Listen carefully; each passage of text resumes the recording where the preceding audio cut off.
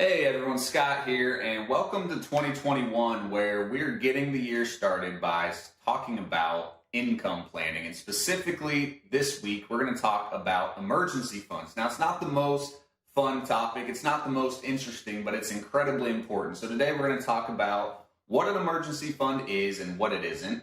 We're going to talk about how much you should have in your emergency fund, how much you should have if your income fluctuates versus if it's stable. So, and we're going to give you some ideas as well if you don't have enough in your emergency fund. We're going to give you some ideas on how to beef that fund up. So let's get started. Now, do us a favor. Underneath this video, go hit the like button and the subscribe button. Subscribe to the Carlson Financial channel. That will allow you to get these videos as soon as they come out. You'll get an email. And it helps us out. If you do that for us, go like it, hit subscribe. That would be a huge favor to us. What is an emergency fund? An emergency fund is basically insurance to you if things go wrong. And guess what? I can guarantee you that at some point in your life, things will go wrong. I think we all just kind of felt that in 2020. So an emergency fund is not something where you need to get a return on your money. An emergency fund is simply cash that is in the bank, available when you need it in a moment's notice, okay? You're not trying to earn a big return on it. So how much should you have in an emergency fund? In an emergency fund, we think you should have about $10,000. That's your minimum that your emergency fund should have in it. Now, I know not everyone can do that, and for some of you, that's not near enough. So that's just your baseline goal. Now, once you hit that $10,000 level, now I want you to start to consider how many months of expenses is that.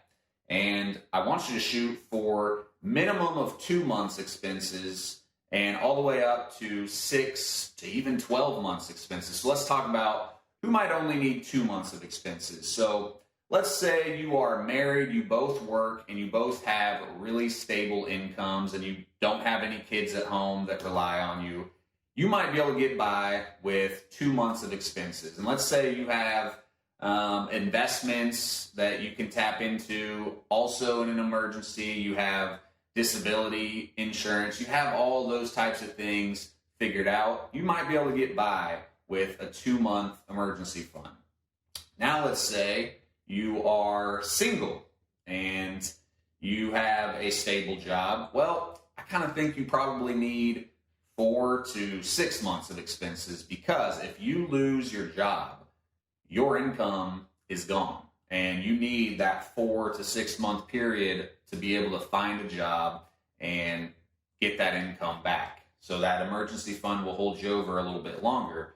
Back on that married couple example though, they might need less because, if one spouse loses an income, the other spouse can kind of carry the load for a little bit while the other one finds a new job or gets that income back. So they might be able to get by with less of an emergency fund. Now, who might need that bigger emergency fund, that 6 to 12 month emergency fund? Well, a lot of this depends on how conservative you are and how much risk you like to take. So a super conservative person might want a 12-month emergency fund. And someone that wants a 12-month emergency fund, that is somebody whose income is variable. Maybe they are a salesperson, and so their income is very commission-based. So some months it's up, some months it's down, or maybe you're in a highly volatile industry. I don't think everybody needs a 12-month emergency fund, but some of you might. So who maybe doesn't need as big of an emergency fund? So while it might seem like a retired person should have a huge emergency fund, because as you get closer to retirement, your investment risk needs to go down. Well, honestly, once you're in retirement, your retirement funds are available. So now you can start accessing that. So you may not need as much in your actual emergency fund sitting at the bank. Might be a little bit counterintuitive, but honestly, that's how you should look at that. If an emergency comes up, well, you have your retirement funds to fall back on as well. Okay, so now if you do not have $10,000 in your emergency fund, here's what I want you to do in 2021. I want you to look at your expenses, which next week we're going to talk about some ideas on how to lower some expenses. I want you to find a way to lower those expenses, start saving more. I know, easier said than done, but start there. Next, if you are contributing to your 401k, I know that it is something a financial advisor hardly ever says, but I want you to stop contributing to anything until you have that emergency fund up to that $10,000 level. Get there, get that peace of mind. I mean, that's what an emergency fund is. It's for those things that happen and we don't expect. Get that emergency fund to $10,000, then you can turn on contributing back into your retirement accounts. Okay, so I know most financial advisors just say invest, invest, invest. I want you to get that emergency fund figured out first. Now, once again, depends on your situation and how much you should have in that fund. Once you get to that $10,000 level, you maybe can turn down the heat a little bit. You don't need to quite sacrifice as much on your expenses. You can get back to contributing to your 401ks, but hopefully build that up to at least 2 months of expenses and all the way up to 6 to 12, just depending on how stable you think your income is, whether you are married and have dual incomes, and just what type of job, what type of industry you are in.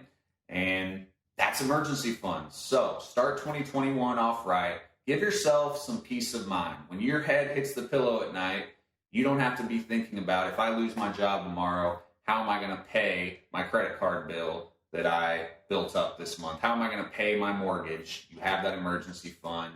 It's ready. It's there. It's there to pay your bills when life happens. So this video helped you out. Do us a favor, help us out. Go like it. Subscribe to the Carlson Financial channel, and we will be back next week. And we're going to talk about lowering expenses and how you can do that. Some ideas, some tactics, and hope to see you there. And go check us out at carlsonfinancial.com. You can always find more videos in Carl's Corner. Go up there and check us out. Thanks, and have a good rest of your day.